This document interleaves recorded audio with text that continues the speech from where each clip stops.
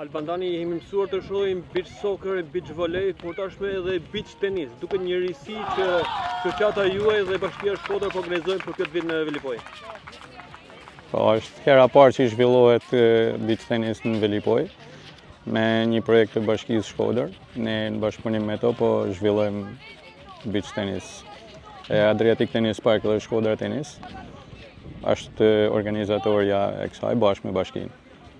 Si viti parë, ka pas interes dhe nivel? Një shumë interes, bile nuk e pritshim që të kishte këtë shumë interes. Kena pjesëmarrje nga Tirana, nga gjithë ekipi i Shkodrës, ekipi tenisit edhe i padelit të Shkodrës, kanë ardhur nga Tirana, kanë ardhur nga rrethet tjera. Ne ishim me nivele shumë të këndshme.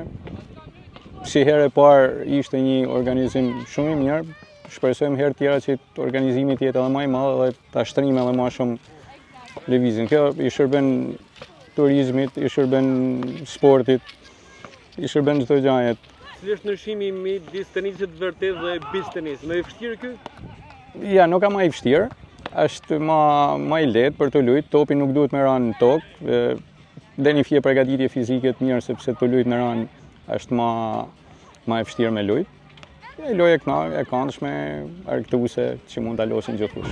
Nisën nga kjo përvojë si vjetë, mendoni që do të jetë e përvitshme tashmë? Po, besoj që do të jetë e përvitshme sepse na kishim një numër shumë të madh lojtarësh, kishim edhe kërkesa më shumë për pjesëmarrjet, por pas parasysh që e bëme për 2 ditë edhe rekorduam me fije numrin e lojtarëve pjesëmarrës. Vitin tjetër do të jetë një numër më i madh edhe organizimi do të jetë edhe më i gjanë. Faleminderit. Faleminderit ju.